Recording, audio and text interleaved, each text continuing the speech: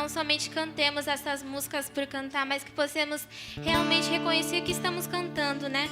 Que no altar de adoração Jesus se entregou aqui para morrer pelas nossas vidas, né? Sendo pecadores, entregou, sofreu, era uma pessoa boa, sem nenhum pecado, mas mesmo assim Ele sofreu por amor a nós. Que possamos estar nessa manhã aqui louvando a Ele com alegria, em coração e em gratidão, amém?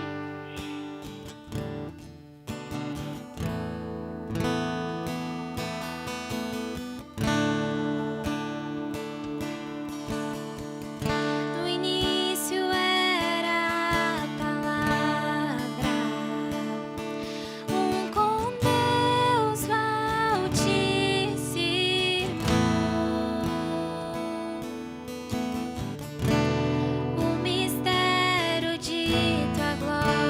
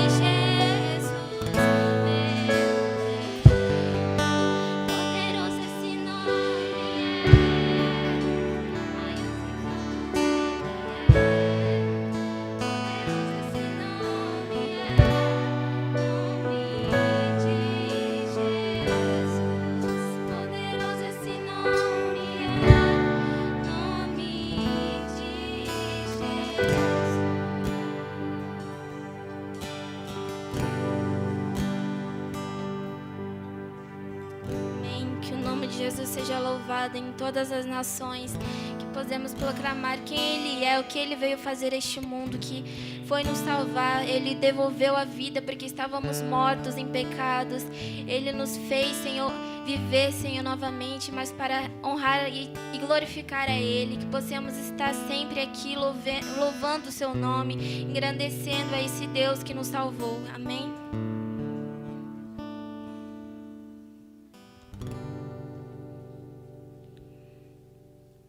Agora eu quero passar por um momento de dízimo e ofertas, amém?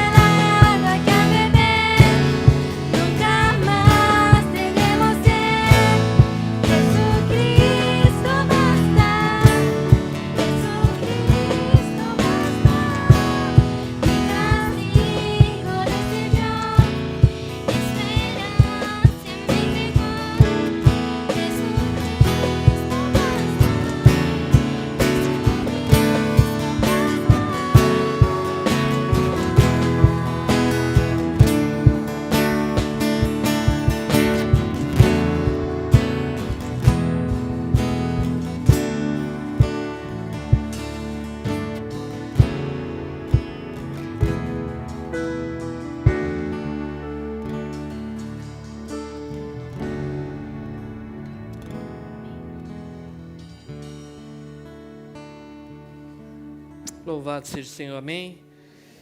Aí, como você está nesse mesmo espírito, eu convido você a tomar assento.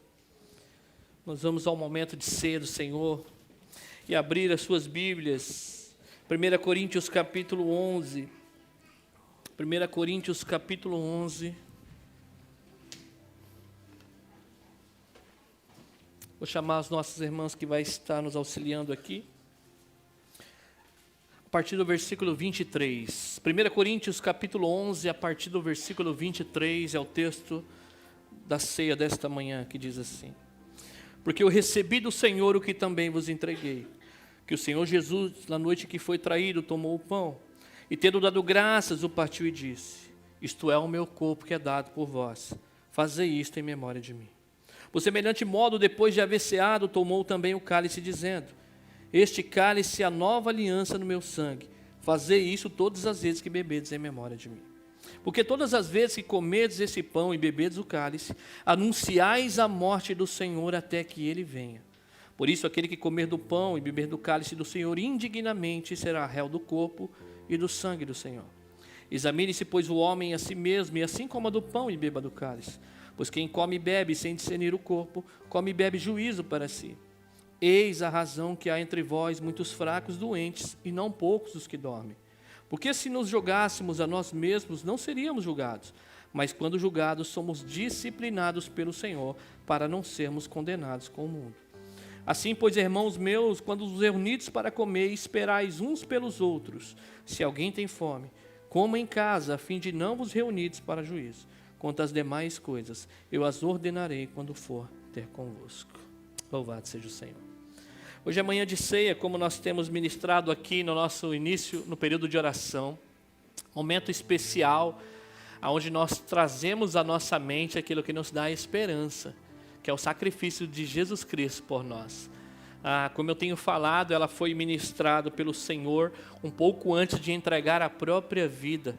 Ele estava ali com os seus discípulos e junto à mesa estava o traidor, Judas, que o venderia por 30 moedas de prata. Eu costumo pensar assim que Judas ainda foi ganancioso em querer ganhar algo material. Muitas vezes nós vendemos, entre aspas, Jesus por coisas muito menores. Nós cedemos, nós negociamos uma vida, vivemos em cima do muro, um pé lá e outro aqui. Vivemos no limite, Um dia parecemos que estamos cristãos e transparecemos que somos de Jesus. E já na outra semana parece que nós jamais conhecíamos a Ele, da maneira que vivemos. Mas ali estava Jesus Cristo, apesar de haver Judas na mesa, apesar de haver Pedro, que nós já sabemos, nós vamos falar um pouco dele na pregação hoje. Estar todos seus discípulos ali, uns eram irados, outros eram coléricos, outros estavam ali que era o traidor. Jesus Cristo não mudou. Ele era perfeito. Ele chama aqueles discípulos à comunhão para falar que o que estava acontecendo ali era parte do que aconteceria com ele logo após aquela ceia.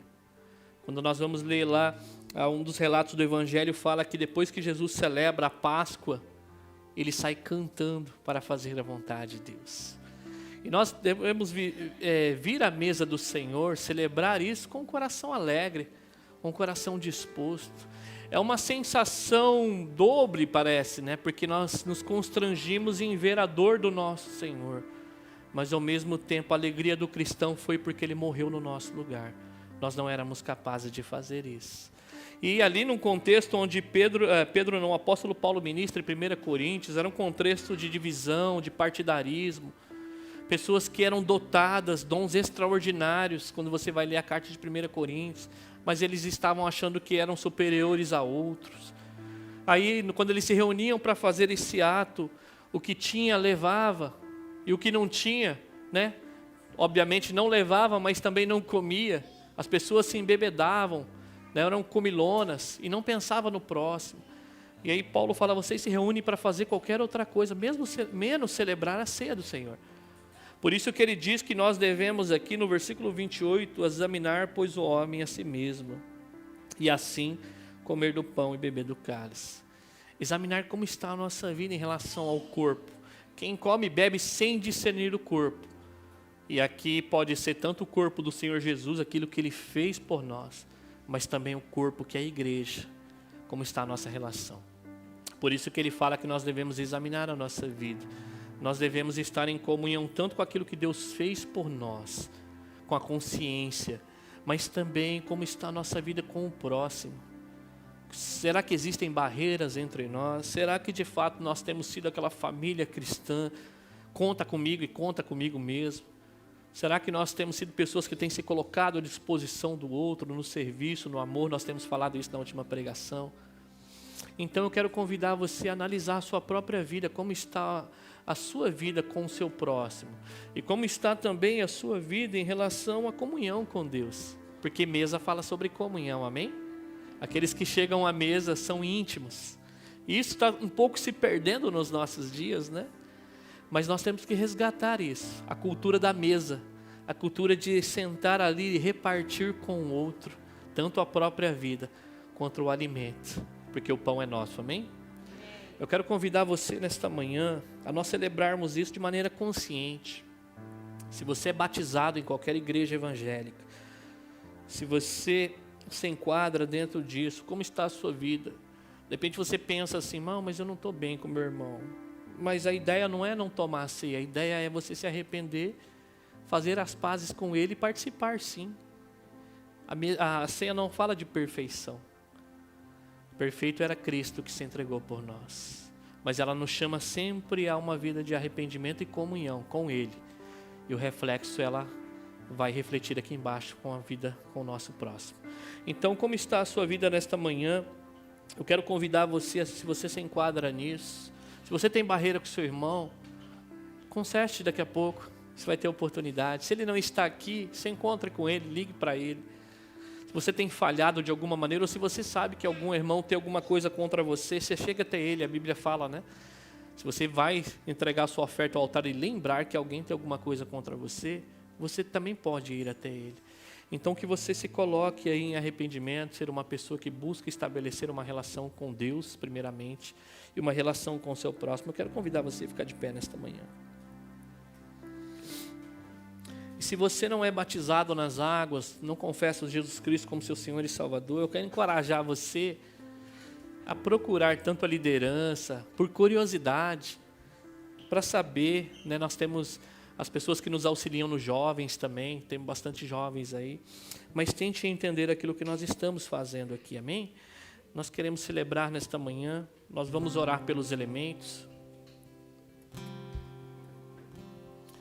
e assim que eu orar, as nossas irmãs sairá distribuindo os elementos. Pegue os elementos enquanto nós adoramos ao Senhor e esperem uns pelos outros, amém? Vamos orar pelos elementos? Pai, em nome do Teu Filho amado, nós consagramos esses elementos a Ti, Senhor. Colocamos aqui o suco da uva que representa o sangue da nova aliança. Sangue de todos os animais não eram capazes de purificar o nosso pecado, mas o precioso sangue de Jesus, Pai, vertido na cruz, que nos cobre das nossas culpas, Senhor Deus. Essa é a nova aliança do Teu sangue, Senhor. Também oramos pelo elemento pão, Pai, que representa o corpo que foi rasgado no meio por causa dos nossos pecados. Carne tão preciosa, mas que tomou os nossos pecados sobre si. Meu Pai, foi aquele madeiro para que nos pudesse trazer a vida, Senhor Deus, e vida em abundância. Nos faz, Pai, celebrar desta ceia nesta manhã com essa consciência, com o coração cheio de gratidão e alegria, Senhor Deus, que nós possamos engrandecer o Teu santo nome nesta manhã. Esta é a nossa oração, Pai, te pedimos em nome de Jesus. Enquanto os nossos irmãos estão saindo, agarre os elementos e espere uns pelos outros, amém?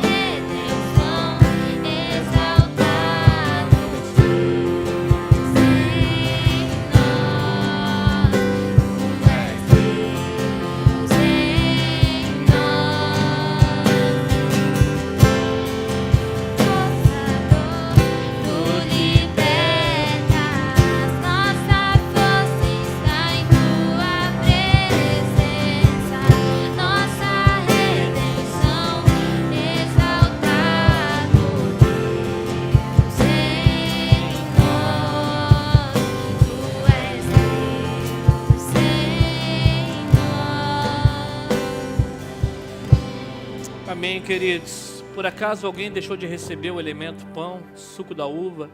Se você não tiver recebido nenhum desses elementos, levante a sua mão que as nossas irmãs levarão até você.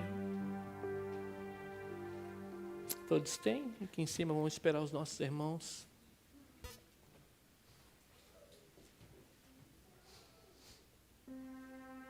Nós queremos fazer isso junto com vocês. Diz assim a palavra do Senhor: porque eu recebi do Senhor o que também vos entreguei, que o Senhor Jesus, na noite que foi traído, tomou o pão e, tendo dado graças, o partiu e disse: este é o meu corpo que é dado por vós. Fazei isto em memória de mim. Comamos do pão.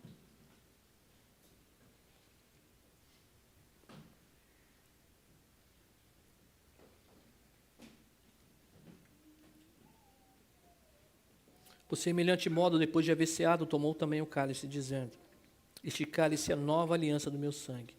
Fazei isso todas as vezes que bebedes em memória de mim. Tomamos do cálice.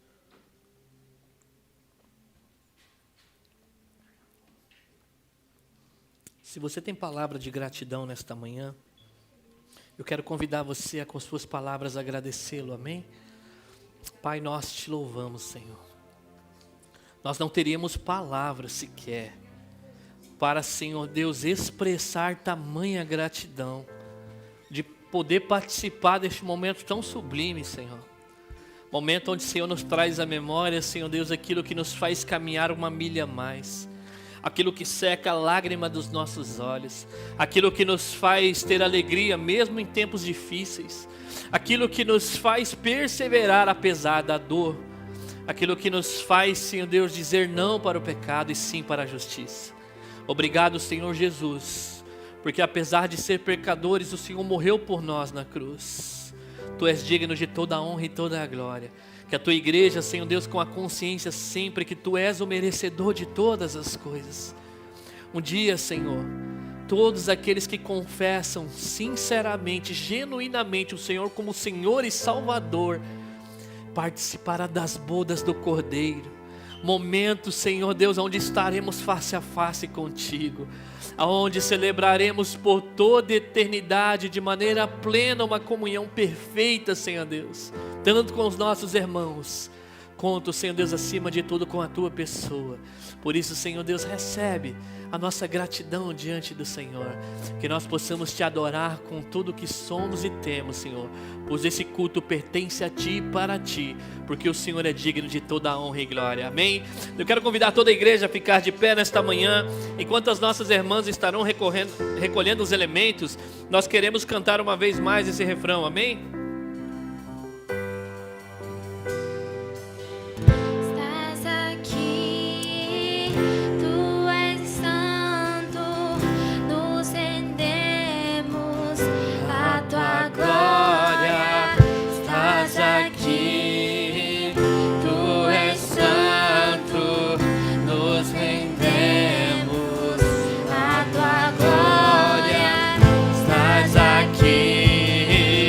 Tu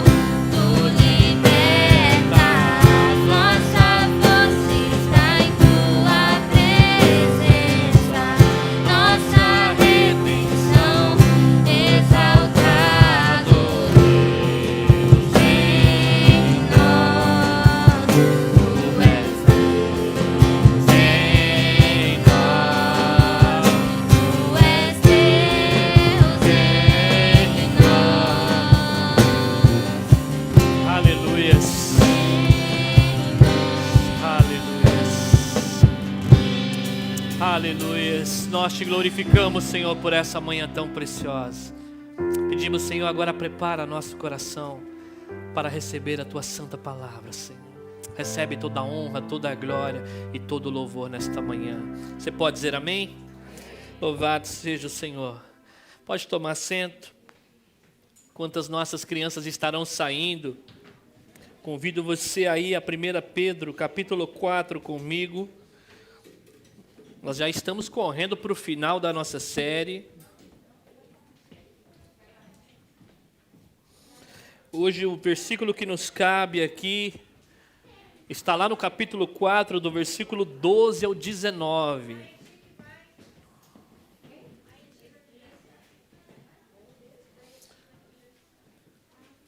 Primeira Pedro 4, do versículo 12 ao versículo 19. Hoje é o versículo que nos cabe. 1 Pedro 4, versículo 12 ao 19. Amém? Todos acharam? Amém. Ao término nós vamos orar uma vez mais pedindo a graça do nosso Deus. Diz assim o versículo 12. Amados, não estranhem o fogo ardente que surge no meio de vós, destinado a provar-vos, como se alguma coisa extraordinária vos estivesse acontecendo. Pelo contrário, alegrai-vos na medida que sois co-participantes dos sofrimentos de Cristo, para que também na revelação de sua glória vos alegreis exultando. Se pelo nome de Cristo sois injuriados, bem-aventurados sois, porque sobre vós repousa o Espírito da glória e de Deus. Não sofra, porém, nenhum de vós como assassino, ou ladrão, ou malfeitor, ou como quem se intromete em negócios de outrem. Mas se sofrer como cristão, não se vergonhe disso. Antes, glorifique a Deus com esse nome, porque a ocasião de começar o juízo pela casa de Deus é chegada. Ora, se primeiro vem por nós, qual será o fim daqueles que não obedecem ao Evangelho de Deus?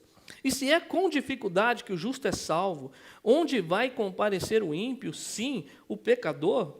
Por isso também os que sofrem segundo a vontade de Deus, encomende a sua alma ao fiel Criador na prática do bem. Oremos ao Senhor. Pai, nós agora estamos diante da Tua palavra que é viva e eficaz. É ela que conhece o mais íntimo do nosso ser. E quando a Tua palavra é exposta, é o Senhor que fala conosco. Por isso, em nome de Jesus, pedimos, Senhor, cala as vozes estranhas que tentam, Senhor Deus, gerar alguma dispersão em nosso coração. Que as preocupações, Pai amado, fiquem do lado de fora. Que os nossos afazeres, Senhor Deus, fiquem para depois. Se pessoas entraram aqui angustiadas, aquieta esse coração. Se pessoas estão acomodadas demais, Senhor Deus, tira do conforto, Senhor. Fala ao nosso coração, que essa palavra, Senhor Deus, seja para o louvor da Tua glória e usa a minha vida com poder e graça. Esta minha oração te peço, em nome de Jesus, amém? Na passagem anterior, nós falamos aí a respeito, ainda estamos dentro desse mesmo tema, e nós falamos ali a respeito que Pedro nos comunicou que o fim de todas as coisas está próximo. Quanto tempo atrás Pedro já não escreveu essas palavras? Nós poderíamos pensar assim, ou qualquer outra pessoa lá fora, peraí, mas já falou isso mais de 2000 anos atrás. E até agora o mundo não acabou. Mas como nós aprendemos na semana passada, os discípulos, os apóstolos, os cristãos daquela época, eles viviam à luz do último capítulo da história. Quando a Bíblia nos fala que nós estamos vivendo os últimos dias, nós estamos vivendo o último capítulo da história. Desde a encarnação de Jesus Cristo, morte e ressurreição, nós estamos vivendo o último capítulo. A próxima vinda de Jesus será para levar a sua igreja a estabelecer o juízo sobre aqueles que não o conhecem. Então, à luz de que todas as coisas estão próximas, ele fala que nós deveríamos não estar preocupados quando seria a vinda de Jesus, mas como nós devíamos esperar. E muitas vezes no meio cristão as pessoas estão mais preocupadas em definir datas, quando será. Nesse coronavírus mesmo, o que eu ouvi de coisas, não está escrito. Pessoas que falaram que não ia tomar a vacina porque a vacina era a marca da besta. Possíveis teorias, né, que nós já ouvimos, que dentro da vacina eles iam inserir um chip em você. E por aí vai. E as pessoas, olha, é o fim do mundo, nós sabemos que nós estamos correndo para o final. Mas nós estamos mais preocupados, às vezes, no meio cristão, e meio supostamente cristãos, quando será essa data? Mas a Bíblia não nos comunica, o que ela nos diz com certeza que Jesus virá, amém? E isso não deveria ser preocupação para nós. Nós falamos da ceia, que nós devemos fazer isso até que Ele venha. E Ele vem, amém? Essa é a nossa esperança. E aí ele não nos comunica quando isso acontecerá. Diz que será como ladrão. Nós já sabemos disso. Ladrão não manda aviso prévio. Ele simplesmente vai ali e te surpreende. É isso que acontece. Então ele aparecerá dessa maneira. Mas aos cristãos cabe não saber datas, mas saber de que maneira nós devemos esperar o nosso Senhor. E ele fala que nós devemos ser criteriosos e sóbrios para o bem das vossas orações, para o bem da sua dependência com Deus e do seu relacionamento pessoal com Ele. E se tem uma coisa que nos tira a nossa paz, rouba, são as coisas desse mundo. Nós não passamos mais a depender de Deus, mas das circunstâncias. Nós ficamos dependendo daquilo que vai acontecer com o dólar, aonde vai o nosso investimento, se fulano vai nos reconhecer ou não. Não, a nossa vida depende de Deus, amém? É isso que ele está dizendo. Quando nós estamos com as nossas mentes preparadas, nós não nos deixamos levar pelas circunstâncias da vida e muito menos pelos falsos prazeres da carne. E para o bem das nossas orações, nós devemos ser criteriosos e sóbrios. E aí ele falou que nós devemos ali ter um relacionamento de amor uns com os outros, porque quando nós estamos preparados, nós conseguimos nos relacionar aqui embaixo. Isso não afeta a nossa relação com Deus. E parte do que afeta a nossa relação aqui embaixo é reflexo da nossa comunhão com Deus. Por isso, de que maneira nós devemos amar? De maneira prática. O amor cobre multidão de pecados, perdão de pecados. O amor, ele é capaz de perdoar aquele que nos feriu. E ele falou também que nós deveríamos ser a manifestação desse amor hospitaleiros, pessoas que são acolhedoras, sem murmuração. Lembra da murmuração? Aquilo lá que você faz, mas você até faz, mas você reclama por dentro, quando alguém não está te vendo. Então ele fala que nós devemos fazer isso de coração, como bons dispenseiros também, ou administradores. Nós devemos servir o outro com os nossos dons, porque quando nós servimos ao outro, nós servimos a quem? A Deus, amém? Então, prepare-se, você tem no mínimo um dom e Deus quer usar esse dom para o louvor da sua glória, amém? Aí você tem que perguntar, qual é o dom que Deus me deu? Nós temos materiais que podem te ajudar. Uma irmã nos procurou essa semana, recebeu o material, então nós podemos. Se você quer saber qual o dom que você tem, nos procure a liderança da igreja, que nós queremos encaminhar você a desenvolver esse dom. E dentro ainda desse pensamento, no versículo 12, ele vai nos encorajar aqui a respeito dos sofrimentos. Então, enquanto nós estamos esperando nesse ambiente de amor, servindo uns aos outros, exercendo esse dom pelo qual o Senhor nos deixou, ele fala aqui ainda de uma palavra que vai trazer ânimo, consolo e esperança para nós. Então Pedro está toda hora oscilando, que maneira nós devemos andar, e sempre nos encorajando, porque o contexto era difícil. Então, de novo, Pedro vai falar a respeito de ânimo, consolo e esperança. Então, no versículo 12, ele vai dizer assim na minha versão: amados, não estranheis o fogo ardente que surge no meio de vós. O que me chama a atenção aqui, primeiro, é que Pedro começa com uma palavra bem carinhosa: amados. É interessante porque Pedro, na passagem anterior, falou assim que nós devemos amar mutualmente uns aos outros. Agora, Pedro, que é o líder da igreja, ele está colocando isso em prática. Isso é muito importante para nós, porque ele é uma pessoa líder, e o líder, via de regra, ela tem que ser um exemplo para a sua comunidade, né? Então, Pedro, ele é sim, uma pessoa que está instruindo a igreja que está dispersa na Ásia, mas Pedro, ele está demonstrando esse amor de maneira prática. Por que isso é interessante? Porque Pedro não está ali, Pedro está em Roma. Pedro está a quilômetros de distância desses irmãos. Mas como que ele expressa esse amor? Somente escrevendo? Também, porque ele dá instruções preciosas para que essa igreja persevere, que essa igreja tenha consolo e esperança. Mas também, sabe qual é a manifestação do amor de Pedro aqui? É quando ele empresta o seu dom para servir a igreja. Ele poderia simplesmente pensar assim: não sou eu que estou passando por sofrimento, eu vou ficar aqui na minha. Não, ele faz o quê? Ele se coloca à disposição para servir o outro. Por isso que ele chega a dizer aqui, amados. Mas não somente amado de Pedro, mas também amados de Deus, amém? Nós somos amados do Senhor. O Senhor nos ama. O Senhor nos ama tanto que Ele sabe que nós vamos passar por dificuldades nessa terra, mas Ele consola o nosso coração. Ele não simplesmente nos deixa nesse mundo e fala, ó, fiquem aí, se virem até eu voltar. Não, Deus nos dá combustível para passar por essa terra. Peregrinação, o mesmo Deus que te fez, o mesmo Deus que te planejou lá antes da fundação do mundo, é o Deus que te sustentará até a linha de chegada, amém? Então nós somos amados de Deus aqui. E o sofrimento, nós temos que ter em mente que o sofrimento é uma realidade na vida dos cristãos. O sofrimento que ele vai se referir aqui é sofrer por causa de Cristo.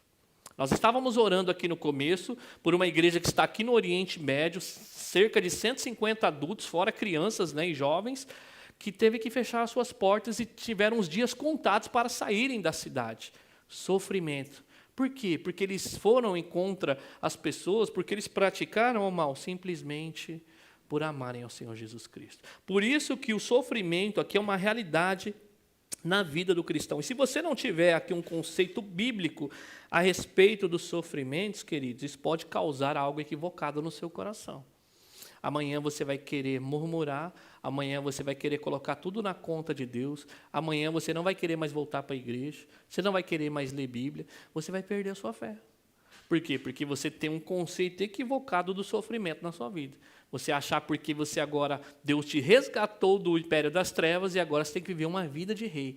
Em momento nenhum na Bíblia fala sobre isso. Deus, pela sua graça e misericórdia, Ele tem nos preservado muito nesta nação, amém? Nós temos experimentado graça e misericórdia de Deus, né, atrás de graça, coronavírus principalmente.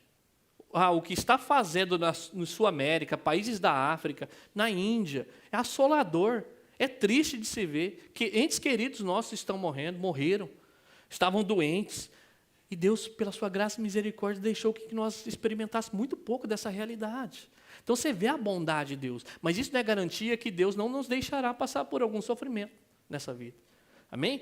Então ele quer nos deixar aqui o correto entendimento que o sofrimento ele vai acontecer em algum momento na vida do cristão. E se você não tiver o entendimento correto da teologia do sofrimento, amanhã você vai abandonar a fé. Por isso que aqui nós temos que estar cientes a respeito do sofrimento. Os judeus daquele tempo eles tinham dificuldades de acreditar que Jesus era o Messias por causa do sofrimento. Eles estavam esperando um redentor, filho de Davi, que viria como um guerreiro. Aí Jesus reúne os seus discípulos na ceia para falar, olha, esse é o meu corpo que é dado por vós. Quando ele falou que iria acontecer a Pedro, o que Pedro faz? Não, Senhor, jamais te aconteça isso. Arreda Satanás. Ele diz a Pedro, ele repreende a fala de Pedro que estava ali por trás. Ele já veio aqui com um propósito de morrer por nossos pecados. Então você vê que os próprios judeus tinham dificuldades de acreditar que Jesus era o Messias, porque eles estavam esperando um guerreiro num cavalo branco que viria libertar o povo judeu do Império Romano da época. Aí Jesus vem com a proposta de não. Veio com a proposta de entregar a sua própria vida. Muitos ficaram confusos por causa daquilo. Então nós vamos ver aí que o sofrimento, ele faz parte da nossa vida. Por isso que no versículo 12 ele vai dizer, não estranheis o fogo ardente que surge no meio de vós. O alvo do fogo ardente aqui que surge no nosso meio é a provação. Provação. Fogo ardente. Eu queria que você voltasse ao capítulo 1, nós vamos lembrar você, eu queria que você olhasse para lá. Capítulo 1, do verso 6 ao versículo 7. Nosso irmão vai estar projetando. Olha o que vai dizer ali a respeito desse sofrimento, da provação.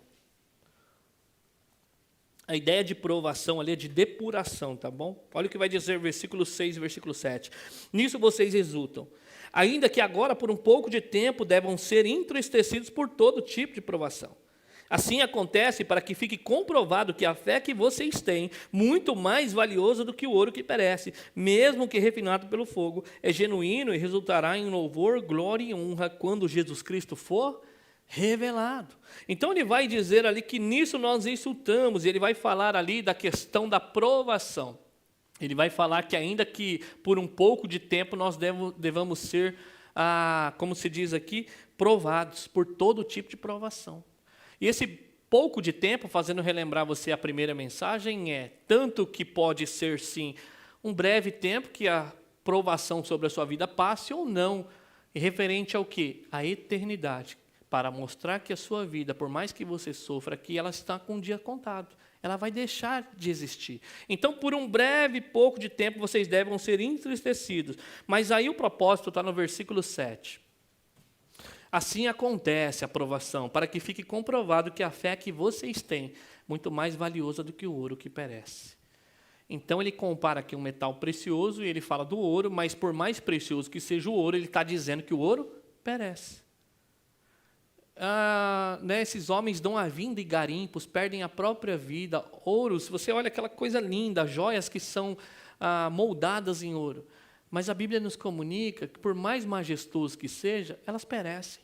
Mas ele fala que quando a nossa fé passa pela provação, ela é mais preciosa que o ouro. Por quê? Porque não perece.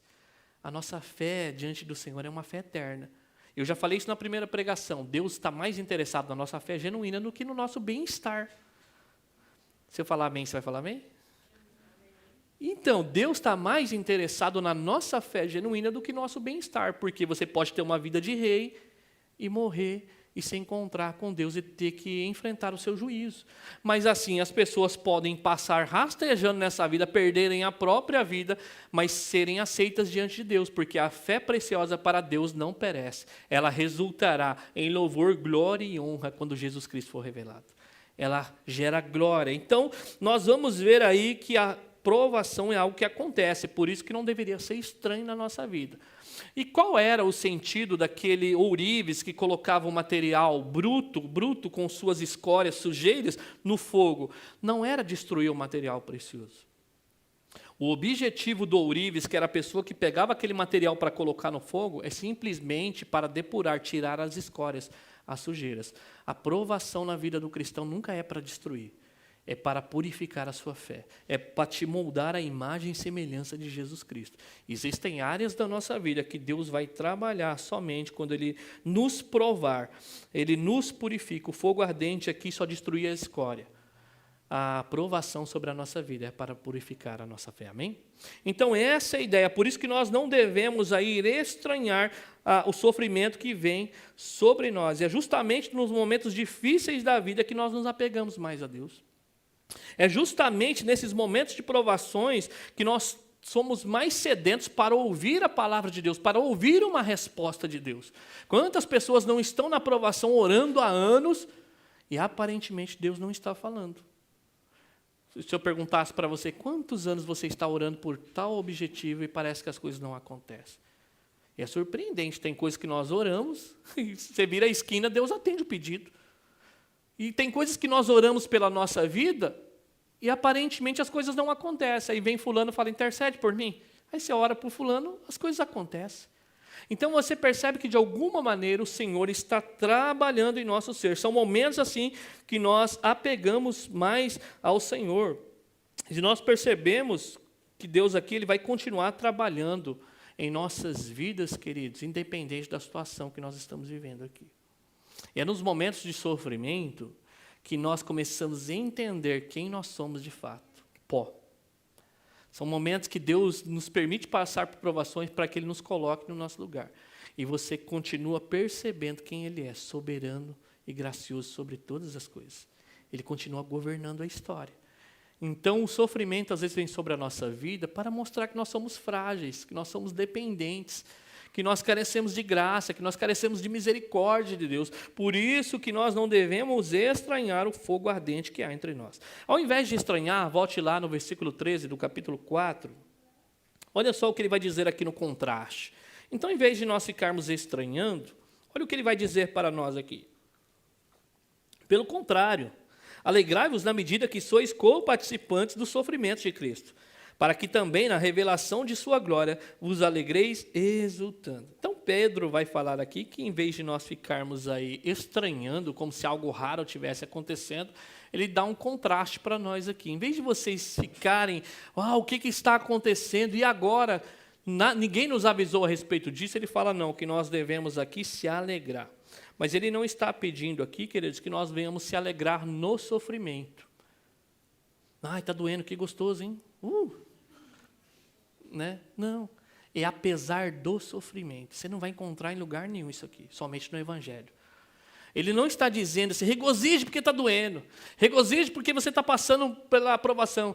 Falar aos nossos irmãos do Oriente Médio, regozije porque eles vão fechar as igrejas e vão mandar vocês embora. Não, ele fala, se alegrem apesar do sofrimento.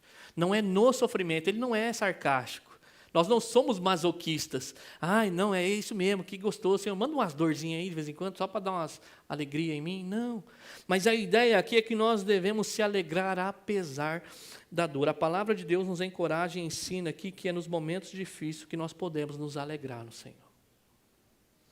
Se você perguntar, muitos desses irmãos que estão no Oriente Médio, é constrangedora a alegria que eles carregam em si. Pessoas que não têm muitas vezes o que comer. Eu vi um relato de irmãos africanos que estavam indo orar no sol do meio-dia na África. Aí foi um missionário brasileiro para lá, aí falou, vamos orar. Ele achou que era meia hora, né? Os irmãos oram de manhã até meio-dia. Aí ele ficou constrangido e foi perguntar, irmãos, por que vocês fazem isso? Ele percebeu que aquele povo não tinha muito recurso. Aí fala, vocês lá no Brasil, lá vocês têm muitas saídas. A única coisa que nós temos na África é Deus. Por isso que nós oramos esse tempo todo. Então você percebe que em momentos assim o Senhor coloca alegria no nosso coração e você não vai encontrar lugar nenhum. Então, apesar disso, ele fala que nós devemos se alegrar. Os sofrimentos por amor e fidelidade ao Evangelho, ele vai nos identificar com Cristo, é o que diz ainda o versículo 13. Pelo contrário, alegrai-vos na medida que sois co-participantes dos sofrimentos de Cristo. Os sofrimentos nos assemelham ao Senhor.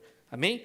Então, é por isso que ele diz aqui, o Senhor sofreu na carne, como nós aprendemos. Isaías 53:3 diz que ele é homem de dores que sabe o que é padecer. Então, Jesus não ouviu falar sobre sofrimento. Jesus experimentou o sofrimento. Ele era varão de dores, ele sabia o que era padecer, ele conhece a minha e sua dor. Então você percebe que Jesus sofreu na carne, e ele, por ser o cabeça da igreja, e nós fazemos parte, somos o corpo dele, de alguma maneira nós vamos experimentar o sofrimento. E o sofrimento aqui faz com que nós venhamos nos identificar com Cristo Jesus. Quantos podem dizer amém por isso? Nós nos assemelhamos a ele, porque Jesus não só viveu por nós, ele morreu por nós. Jesus não só foi um exemplo de obediência, ele não só cumpriu aquilo que o primeiro Adão não conseguiu cumprir, que eram os mandamentos de Deus, ele fez isso no nosso lugar, porque senão o sacrifício dele não seria aceito, mas ele também morreu no nosso lugar, por isso aqui que nós somos co-participantes dos sofrimentos de Cristo.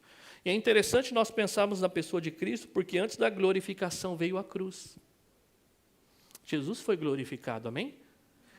Deus lhe deu um nome que está acima de todo nome para que todo joelho se dobre no céu, na terra e debaixo da terra. Mas antes que essa glória viesse, ele passou por onde? Pelo sofrimento. Antes da glorificação veio a porta estreita. Antes da glorificação, nós precisamos tomar a nossa cruz e seguir o Mestre. Antes de que aquele túmulo se encontrasse vazio por aquelas mulheres que o procuraram depois da crucificação no terceiro dia, ele precisou passar pelo Gólgota, por aquele momento de dor, de humilhação, da ira de Deus. Então você percebe que antes da glorificação vem o sofrimento. O que Pedro está fazendo conosco o tempo todo, vocês vão sofrer, é o processo. Mas a sua vida não acaba aí. Vocês precisam passar por aí, mas depois desse sofrimento, das mazelas que esse mundo tem a nos oferecer, nós seremos glorificados. A morte não vai poder deter nenhum de nós que aqui estamos. Jesus é aquele que ressuscitou, com ele ressuscita a sua igreja. Louvado seja o Senhor por isso. Por isso que nós, se assemelharmos com Cristo, nós vamos sofrer perseguições. 2 Timóteo 3,12 diz que todos os que querem viver piedosamente em Cristo serão perseguidos. Nós nos alegramos aqui no sofrimento, porque por meio de Cristo ele nos prepara também para nos alegrar quando a glória de Cristo for revelada. É o que diz ainda o versículo 13, na parte B, volte lá, versículo 13, 1 Pedro 4. Quando a sua glória for revelada, vocês exultem com grande alegria. As tristezas desse mundo, ela nos prepara para se alegrar na segunda volta de Jesus Cristo. Assim como os cristãos participam do sofrimento, eles participarão da glória eterna. Amém? Nós participamos do sofrimento, mas o que alegra o nosso coração, porque ele fala, alegre-se nisso, é que nós participaremos da glória futura. Os sofrimentos presentes, eles cessarão, mas as glórias futuras serão eternas. Então, por um breve momento, nós estaremos sofrendo. É o que diz Romanos capítulo 8, versículo 17 e versículo 18. Fala sobre a adoção de filhos ali e o que nos espera no futuro. Romanos 8, 17 e 18 diz assim: se somos filhos, então somos herdeiros, herdeiros de Deus e co-herdeiros de Cristo. Se de fato participamos dos seus sofrimentos, para que também participemos da sua. Considero que os nossos sofrimentos atuais não podem ser comparados com a glória que há de ser revelada em nós. Os sofrimentos presentes não se compara com aquilo que virá, com a glória que há de ser revelada em nós. Ele fala aqui que nós somos herdeiros. Lembra quando nós começamos a Esperança Viva? Diz que há uma herança reservada nos céus pelo poder de Deus, que é incorruptível. Todos aqueles que estão em Jesus Cristo experimentarão desta herança futura. Então, os sofrimentos dessa terra, sabe aquele sofrimento que você fala assim, está difícil, pastor? Será que Deus me abandonou de fato? Ele fala assim, aguenta firme. Não se compara com aquilo que Jesus Cristo conquistou na cruz do Calvário por nós, amém? Ele fala que nós devemos viver aí. E se sofremos por causa de Cristo, vai lá ao versículo 14, se sofrermos por causa de Cristo, deveria ser motivo de alegria, porque demonstra que nós somos dele. Os sofrimentos por causa de Cristo deveria nos causar alegria, porque demonstra que nós somos dele. Olha o que diz o versículo 14, se pelo nome de Cristo sois injuriados, bem-aventurados sois, porque sobre vós repousa o Espírito da glória de Deus, se pelo nome de Cristo são injuriados. Se por um lado o cristão é atribulado, olha o paradoxo aqui, pelo outro ele é bem-aventurado. Bem-aventurado é mais do que? Quem lembra da bem-aventurança? Vocês passaram, né, pelas bem-aventuranças aqui na igreja, né? Bem-aventurados, o que é bem-aventurados? Mais do que feliz. Olha o paradoxo, se por um lado vocês sofrem, pelo outro lado, vocês são bem-aventurados. Como assim? A gente sofre e consegue ser mais do que feliz? Sim, porque isso mostra que nós somos de Cristo, é o que diz o versículo 14. Se pelo nome de Cristo sois injuriados, bem-aventurados sois. Por quê? Porque sobre vós repousa o Espírito da glória de Deus. O Espírito que repousa sobre nós mostra que nós somos de Deus. Esse é o selo da promessa. O que nos faz dele essa garantia, o Espírito da glória de Deus. E parece que Pedro aqui está reverberando o que o Senhor Jesus, eu vou ler para você Mateus capítulo 5, o que o Senhor Jesus já havia falado no Sermão da Montanha. Olha o que vai dizer lá em Mateus 5, do 11 ao 12. Bem-aventurados serão vocês, que por minha causa os insultarem, os perseguirem e levantarem todo tipo de calúnia contra vocês. Alegre-se e regozije-se, porque grande é a sua recompensa nos céus, pois da mesma forma que perseguiram os profetas que viveram antes de vocês. Então ele fala que nós devemos se regozijar, porque eles nos estão perseguindo por causa do Senhor. Bem-aventurado sois. Alegre-se e regozije-se, vai dizer no versículo 12, porque grande é a vossa recompensa nos céus. A recompensa do cristão não está aqui, está nos céus, amém? É lá. Isso é encorajador, porque muitas vezes você vai servir nesta vida e humanamente falando, você não vai receber nada dela. Esse é o apóstolo Paulo, que deu a vida pelo Evangelho. Sabe como que ele terminou? Numa cela fria, pedindo para que Timóteo viesse visitar, porque ele estava se sentindo sozinho. Todos o haviam abandonado. E se a nossa vida, a nossa comunhão com Deus, o amor dele por nós se mede pelas vidas de glórias humanas que nós vamos ter nesta vida, Deus ele odiou o apóstolo Paulo. Aquele homem sofreu. E muitas vezes nós vamos sofrer, simplesmente por se assemelhar a Cristo. Ele fala aqui que nós somos bem-aventurados, né? Volte lá ao versículo 14, porque sobre vós repousa o Espírito da glória de Deus. É o Espírito que habita em nós, que nos faz filhos de Deus. E pelo fato do Espírito habitar em nós, é que nós vamos sofrer oposição. Simplesmente assim. Sabe por quê? Sabe quem que te leva a dizer não para o pecado? É o Espírito Santo que está em você. Sabe quem é que te leva a se opor a este mundo, não querendo viver mais as vontades dos falsos prazeres? É o Espírito Santo que está sobre você. Então, quando o Espírito Santo está sobre você, que é um cristão, porque para ser um cristão, o Espírito Santo precisa estar sobre você, você vai sofrer oposição desse mundo. Vai sofrer. Porque é Ele que faz com que você diga não para o pecado e sim para a justiça de Deus. Então você percebe aqui que você deve se alegrar e não achar estranho o sofrimento por causa de Cristo, porque isso mostra que você é dele. Se você é um cristão real e você vive lá fora e não tem nenhuma oposição que seja, alguma coisa está estranha sobre a sua vida. Ou você se assemelha tanto com aquelas pessoas que as pessoas não veem diferença nenhuma, ou você precisa se converter. Deus precisa fazer uma obra na sua vida. Aonde há um cristão, a luz incomoda as trevas. Incomoda as trevas porque a sua maneira de viver expõe o pecado do outro. Não que você vai ficar denunciando verbalmente. A sua maneira de viver ali mostra a diferença. Tente ser justo na escola, tente ser justo no trabalho, tente ser justo na sociedade onde você vive. Diga não aos falsos prazeres da carne, diga não a este mundo. Você vai ganhar oposição. Então isso nos mostra que nós nos assemelhamos com Ele. Se por outro lado, volte ao versículo 15. Se por outro lado aqui nós temos que ter em conta que os sofrimentos por causa de Cristo não deveria nos estranhar, fazer assim, o que está acontecendo aqui? Ele fala que nós devemos tomar cuidado com outro tipo de sofrimento, que é bem possível que eu e você sofra. E olha só o que vai dizer o versículo 15. Não sofra, porém, nenhum de vós como assassino ou ladrão, ou malfeitor, ou como quem se intromete em negócio de outro. Ou seja, não faça nada ao ponto que você mereça sofrer. Nada. Nós, por mais cristãos que nós somos pecadores. E nós podemos trazer sofrimento sobre a nossa vida, não por causa de Cristo, mas por um pecado que nós estamos cometendo. Eu sou filho de Deus, então se eu escorregar no pecado, Ele não vai me condenar? Não, você não vai viver no pecado, mas a orientação para nós o pecado traz sofrimento. Quando você decide pecar, você pode esperar que vai vir consequência. O pecado ele não fica impune diante de Deus, ele continua sendo santo. Por isso que a exortação lá no capítulo 1 sejam santos como Ele é santo. Deus não mudou. O padrão dele não abaixa.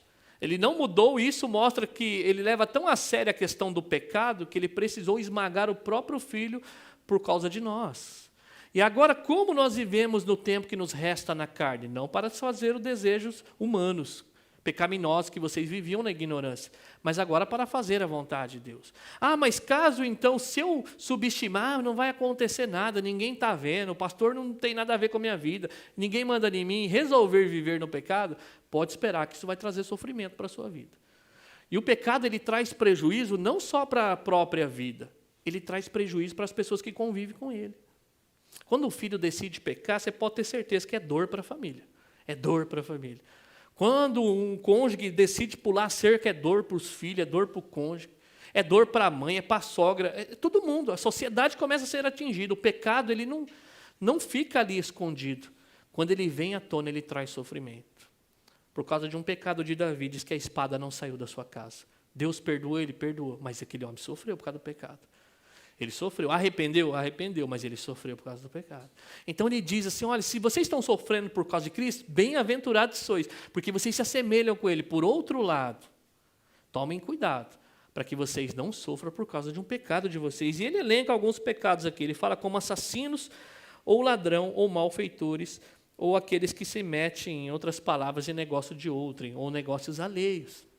Talvez você fale ali, não, assassino eu nunca matei ninguém, roubar também. Mas malfeitor é fazer qualquer tipo de maldade. Tudo aquilo que é contrário à vontade de Deus é maldade. Por mais que o mundo fala que não seja maldade. E aí ele vai dizer ali, se não se intrometer em negócios alheios. Nós vivemos na época da rede social. E se tem uma coisa que as pessoas fazem, é se meter na vida do outro. E vai se meter na vida do outro, você vê, vai trazer problema para a sua vida.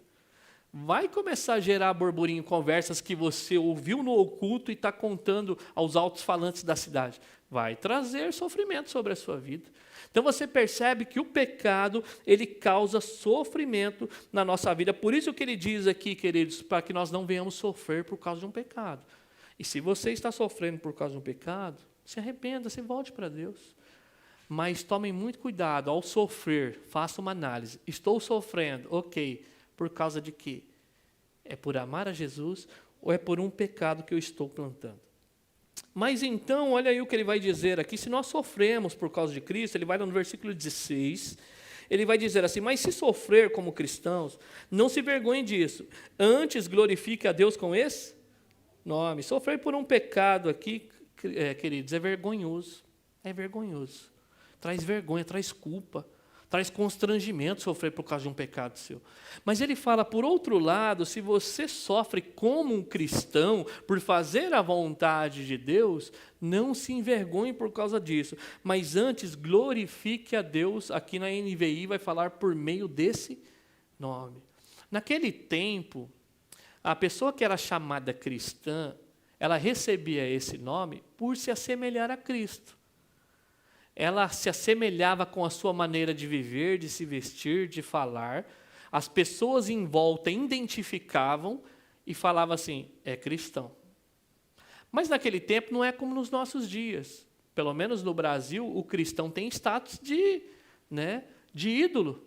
Quantos cristãos não vão às televisões abertas, participam de programas, podcasts, Se Deus quiser usá-los com a motivação correta, louvado seja o Senhor. Mas naquele tempo aqui, esse nome foi cunhado pelos inimigos de Cristo. Sabe com o quê? Com motivo de chacota. Eles não olhavam, cristão em bom testemunho, não. Pela sua maneira de vida, os seus nãos ao pecado, a dedicar somente a um Senhor, eles olhavam pela semelhança de vida e falavam assim: tem um cristão ali. Mas o intuito nunca foi de exaltar o nome do Senhor. O intuito de chamar esses homens de cristãos eram como motivo de chacota, tirar sarro daquelas pessoas. É interessante que essa palavra cristão, ela só vai aparecer em Atos, no capítulo 11, 26, e vai aparecer também ali em Atos 26, 8, e aqui, somente nesses 3 lugares. Por isso que ele diz: se você está sofrendo por ser um cristão, por se assemelhar com Cristo, não se envergonhe desse nome. Que nome? O nome que eles estão dando a você como cristão. Em vez de vocês ficarem envergonhados com isso, por se assemelharem à pessoa de Cristo, ele vai dizer aqui: antes glorifique a Deus com esse nome. E ser reconhecido como cristão era refletir o caráter de Cristo. Quantas pessoas hoje poderiam chegar em nós e falar assim: cristão? Será que as pessoas do nosso trabalho, as pessoas dos colégios, das universidades, da sociedade, os nossos cônjuges, os irmãos em Cristo que congregam com a gente, será que eles poderiam olhar para nós e falar: cristão? Não porque frequentamos a igreja, mas porque nos assemelhamos à pessoa de Jesus Cristo. E ele fala: se vocês estão sofrendo por causa disso, vocês não devem se envergonhar, porque ele naquele tempo era uma vergonha. Era um sentido de escárnio. E nós aqui somos encorajados a viver de tal maneira, no versículo 16, ao ponto que as nossas vidas glorifiquem a Deus. O nosso encorajamento, nós vamos levar muito não lá fora. As pessoas vão tirar sarro de nós. Jovens, se preparem. Eles vão tirar sarro de vocês. Acontece muito, Juju? A gente coloca a gente na escola ali, jovens, nesse mundo que eles vivem. Por que você não se junta conosco? Por que você vai para a igreja? Por que você decide falar não para o pecado? Vocês vão ser perseguidos de alguma maneira. Mas em vez de isso acontecer na sua vida, ter vergonha, vocês devem glorificar a Deus com a sua maneira de viver. Amém? Nossa vida pertence ao Senhor. A Bíblia ali ainda diz aqui por que nós devemos viver de tal maneira, versículo 17, versículo 18. Por que nós devemos viver assim? Olha o que ele vai dizer ali, versículo 17: porque a ocasião de começar o juízo pela casa de Deus é chegada. Ora, se primeiro vem por nós, qual será o fim daqueles que não obedecem o evangelho de Deus? E se é com dificuldade que o justo é salvo, onde vai comparecer o ímpio? Sim, o pecador. Olha o que ele vai dizer aqui: o julgamento de Deus começa pela igreja, começa por nós. Deus vai julgar a sua igreja. Mas nós temos que entender o seguinte: o julgamento de Deus sobre nós, os filhos de Deus, estou falando da igreja visível, a igreja que está aqui agora, a igreja invisível, é aquele que somente ele sabe quem é os seus. O julgamento sobre nós não é de condenação, porque nenhuma condenação há para aqueles que estão em Cristo Jesus, amém? Não há condenação, ele pagou o preço, nós celebramos aqui, mas o juízo que vem aqui é de purificação. Então Deus está julgando a sua igreja de que maneira? Deus está purificando ela. Quando vem perseguição, quando vem momentos difíceis, sabe o que Deus vai fazendo? Vai separando. São nos momentos difíceis que só permanecem aqueles que são de fato. Quando a pessoa fala, eu sou cristão. Se tivesse um descrente nessa igreja perseguida do Oriente Médio, onde 150 pessoas estavam sendo perseguidas, você pode ter certeza que eles não abririam mão das suas vidas. Mas os verdadeiros, eles permanecem ali. Então Deus, Ele está... Por que nós devemos viver assim, dizer não para o pecado, continuar firme? Porque o juízo de Deus começa pela sua casa. Deus está purificando. E Ele vai dizer aqui, ora, se primeiro vem por nós... Qual será o fim daqueles que não obedecem ao Evangelho? Se Deus não nos poupa, nos deixa passar por provações, mas não para destruir. Ele é o ourives dos ourives, amém? Ele vai tirando as sujeiras de nós. Qual será o fim daqueles que não obedecem ao chamado do Evangelho?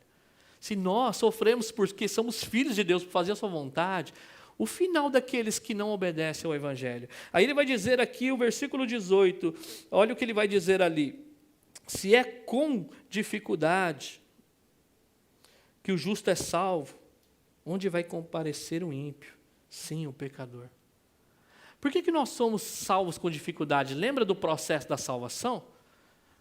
Nós fomos salvos, a obra de Cristo perfeita. Nós estamos sendo salvos, santificação. E nós seremos salvos, glorificação. Nós experimentaremos a salvação de maneira plena na segunda volta de Jesus. Por enquanto nós estamos nesse processo. E aí ele fala com dificuldade de ser salvo, porque a obra de Cristo foi inacabada? Não. Nós estamos correndo para esse processo. Na eternidade já foi feita. A obra de Cristo já foi consumada. Ele mesmo diz, está consumado. Nós não precisamos acrescentar nada à obra de Cristo. Ele fala dificuldade por quê? Porque nós passaremos pela porta estreita. Porque a porta larga é grande e muitos entrarão por ela. Por isso que ele diz, entre pela porta estreita. O caminho é difícil. Você vai enfrentar a luta com o mundo. Você vai enfrentar a luta consigo mesmo. Não adianta você morar na montanha e achar que o mundo não vai te influenciar. Você tem a sua natureza terrível e você tem Satanás. Nós temos 3 inimigos terríveis lutando e não cessa de lutar contra nós. Por isso que é difícil o justo ser salvo. Por quê? Porque ele vai ter que passar por esse sofrimento. O juízo de Deus está começando aqui. Ele não vai nos destruir. Ele vai usar essas artimanhas de Satanás, ele vai usar ainda as inclinações, ele vai usar este mundo, mas ele vai usar tudo isso para nos purificar. Louvado seja o Senhor por isso. Nós já falamos a respeito do sofrimento, que nós venhamos a estar resistentes ao mundo lá fora. Falamos de uma das mensagens que nós devemos não se dobrar e viver da maneira que nós vivíamos antes. Na próxima mensagem nós vamos ver ainda que é o inimigo das nossas almas. Então é difícil ser salvo, por quê? Porque nós estamos contra a maré, nós estamos remando para lá, enquanto o mundo está vindo para cá, nós estamos lutando constantemente, e por isso que ele diz, se é dificuldade que o justo é salvo, onde vai comparecer o ímpio? Sim, o pecador. Então, visto que os cristãos aqui sabem que as provações vêm sobre a sua vida e é vontade de Deus, nós devemos fazer ali o que diz o versículo 19. Olha só o que vai dizer lá. Por isso, também os que sofrem segundo a vontade de Deus, encomende a sua alma ao fiel? De que maneira? Na prática do bem. Então, por isso, já que o julgamento vem, começa pela casa de Deus, já que esses ímpios terão que comparecer, se nós estamos sofrendo por ser filhos, mas o sofrimento de purificação, o que vai acontecer com esse povo que está perseguindo vocês? Então, continue confiando no Senhor. Então, o que eu faço mediante o sofrimento? Continue fazendo a obra de Deus, vivendo para o louvor da glória dele. Então, por isso também, os que sofrem segundo a vontade de Deus, encomende a sua alma ao fiel Criador na prática do bem. Como eu encomendo a minha alma ao fiel Criador? Praticando o que é bom. O que mais nós temos de precioso é a alma nossa. Porque o corpo os homens podem destruir, mas a nossa alma é preciosa para Deus. E é Ele que nós encomendamos, e fala que Ele é fiel. Olha só onde nós estamos aqui alicerçados. Nas tempestades da vida, o nosso barco não está à deriva, nós não somos aquele barquinho de papel que as pessoas soltam em alto mar e deixam as ondas levarem. Nós somos pessoas que nós estamos sendo governados por um soberano Deus. Nós não estamos à deriva. Por isso que nós podemos confiar a nossa alma ao fiel Criador na prática do bem. A obra começa na minha vida, queridos, e ela vai completar até o dia de Cristo Jesus. Eu posso confiar na fidelidade de Deus. Se Ele diz que tem uma herança reservada no céu, é porque tem, amém? Se Ele diz para mim permanecer firme, que um dia Ele vai me ressuscitar, é porque vai, amém? E nós podemos confiar a nossa alma ao fiel Criador. E aí Ele vai dizer aqui que é na prática do bem. O que nós temos que entender aqui no Criador é porque Deus ele tem o domínio sobre todas as coisas. Ele criou todas as coisas. Quando fala de Deus Criador, quando você vai ver a expressão ao Deus que criou céus e terra, quer falar da soberania de Deus aqui. O que Ele quer mostrar para nós é que apesar dos dias difíceis que vivemos, nós não estamos à deriva. Nós estamos seguros na mão do fiel Criador, aquele que governa céus e terras. E nós não podemos temer por causa disso. Por isso que nós devemos ser encorajados aí, queridos, que apesar das provações, nós devemos não estranhar isso tudo. Nós devemos entender que isso nos faz co-participantes da natureza de Deus. Isso mostra que nós somos dele, porque o Espírito de Deus repousa sobre nós. E o que faz com que você sofra oposição justamente é porque o Espírito Santo está sobre você, fazendo com que você diga não para o pecado, não para o mundo, e que você diga não às tentações de Satanás. Por isso que nós enfrentamos aí, por isso que nós não devemos achar aí algo estranho. E se nós estamos sofrendo por causa de Cristo, nós somos bem-aventurados. Isso é um sinal claro que nós pertencemos ao Senhor, amém? E nós não devemos sofrer, queridos, por causa de nenhum pecado. Talvez você está aqui hoje e está sofrendo castigo dos pais, está sofrendo o não de muitas pessoas, está sofrendo consequências. E não por causa do Senhor, mas por causa de um pecado que você cometeu. E qual é a saída para você nesta manhã? Arrependimento. Você está respirando? Faz assim. Se você está respirando, arrependimento. Deus está te chamando a uma nova vida, a deixar esse pecado nesta manhã e segui-lo. Eu sofri, eu fui desobediente, eu estou pagando o preço. Isso é consequência do pecado. Mas não sofra por causa disso. Coloque a sua vida diante do Senhor. E se você está sofrendo por ser um cristão, não se envergonhe disso. Antes glorifique a Deus com esse nome. Nós somos feitos para o louvor da glória de Deus. Amém? E apesar das dificuldades que enfrentamos nesse mundo, por fazer a vontade de Deus, nós somos chamados a confiar na sua fidelidade. Nós não nos arrependeremos ao colocar as nossas vidas diante do fiel Criador na prática do bem. Eu quero convidar você nesta manhã a orar por isso. Quais são os momentos que você tem vivido nesse período, nesta vida? Quais são os sofrimentos que têm vindo sobre você? Você tem sofrido por causa de Cristo? Se alegre. Você está se assemelhando a Ele. Lembre-se que antes da glorificação, vem a porta estreita. Antes da exaltação, nós passaremos sim por momentos difíceis. Nós vamos tomar essa cruz e seguir. Mas o final de todas as coisas ela é certa. Um dia estaremos com Ele face a face. E nós cearemos com Ele por toda a eternidade. Amém? Se você está sofrendo nesta manhã por algum pecado, se for por um pecado de alguém contra a sua vida, ore por essa vida.